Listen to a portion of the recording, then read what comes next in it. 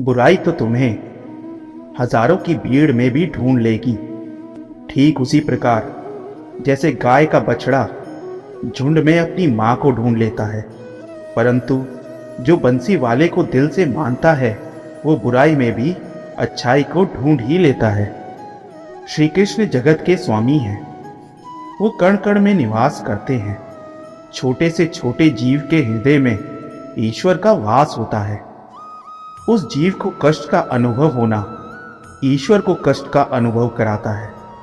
अर्थात किसी जीव को कष्ट देकर अपने ईश्वर को खुश कैसे देख सकते हैं। जो श्री कृष्ण का दास हो जाता है वो अपने आराध्य से ऐसे दिन ना दिखाने की कामना करता है जिससे उसमें कभी क्रूर ना आए। वो तो अपने कृष्ण का सेवक बनकर ही जीवन सफल बनाना चाहता है। कृष्ण अपने भक्तों को कर्म का मार्ग दिखाना चाहते हैं। वो कहते हैं अपने कर्म समाज के प्रति और मानव के कल्याण के प्रति केंद्रित करते हुए करो, बाकी फल की चिंता मत करो। उन सभी कर्मों को मुझे समर्पित करो। इस मार्ग को अपनाकर तुम मुझे प्राप्त कर सकते हो, मेरे प्रेम का भागीदार बन सकते हो। जो लोग दुष्ट होते हैं वो कठोरता से ही मानते हैं। उनको समझाने के लिए कठोर व्यवहार करना आवश्यक है। अगर समझाने मात्र से दुष्ट समझ जाते तो बांसुरी बजाने वाला कभी महाभारत होने नहीं देता। मनुष्य का मन सदैव से चंचल रहा है। इसी मन की चंचलता ने मनुष्य को मार्ग से विचलित करने में कोई कसर नहीं छोड़ी। जो व्यक्ति अपने मन को नियंत्रण में नहीं रखता वो धीरे धीरे स्वयं का शत्रु बन जाता है।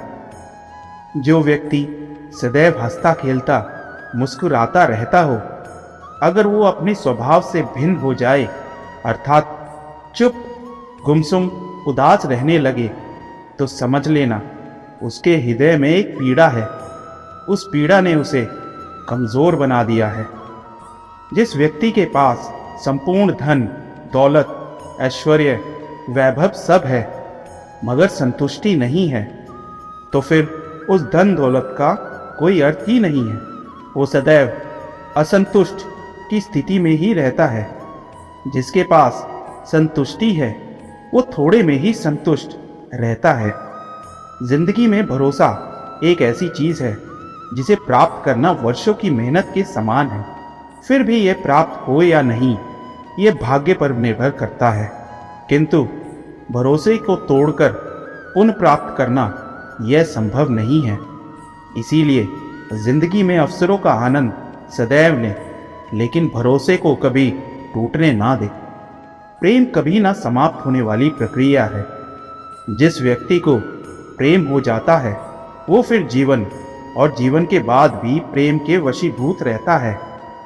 प्रेम को प्राप्त करने के लिए त्याग तपस्या और योग का सहारा लेना पड़ता है। जो व्यक्ति अपने अहंकार से भारी हो जाता है, जिसमें अभिमान भर जाता है, वह उस पत्थर की भांति होता है जो भारी होने के बावजूद भी नदी की धारा में डूबकर अपना अस्तित्व खो देता है।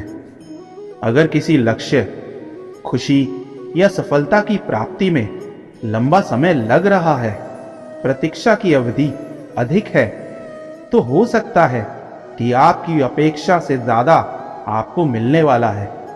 अपने कर्म पर अडिग रहिए और विश्वास रखिए उस ईश्वर पर जो आपके कर्म की परीक्षा ले रहा है। जो लोग जीवन को भूत और अतीत के भरोसे छोड़ देते हैं उन्हें श्री कृष्ण सावधान करते हैं। जीवन का अर्थ ना भूत है ना भविष्य। जीवन केवल और केवल वर्तमान है। इसीलिए वर्तमान में अपने जीवन को आनंद पूर्वक जिए। निस्वार्थ कर्म को अपने जीवन में अपनाएं। जो विधाता के लेख में होता है उसी का फल हमें मिलता है। विधि के विधान को स्वयं ईश्वर भी नहीं टाल सकते।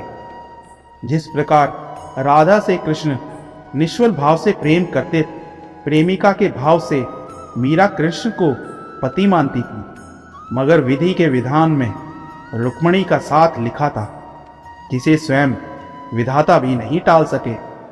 क्रोध व्यक्ति का सबसे बड़ा शत्रु है। क्रोध में जन्म लेते ही व्यक्ति अपना विवेक खो देता है। विवेक के खो जाने पर व्यक्ति अपने पतन के मार्ग पर चल पड़ता है। क्रोध की अवस्था से सदैव बचना चाहिए। इस संसार में कुछ भी स्थायी नहीं है, ना ही सुख दुख और ना ही जीवन मरण। सब एक प्रक्रिया है। जो खुशियां आज तुम्हारे पास हैं, कल वो खुशियां किसी और के पास होंगी। जिसे अपना समझकर हम खुश होते हैं, वही खुशी कल दुख का कारण बनती है। आत्मा सत्य है, ये अजय है, अमर है। आत्मा नए नए शरीर को धारण करती है। एक शरीर से निकलकर दूसरे शरीर में यही आत्मा की विचरण प्रक्रिया है। इस आत्मा को ना तो किसी शस्त्र से काटा जा सकता है, ना ही अग्नि इसे जला सकती है।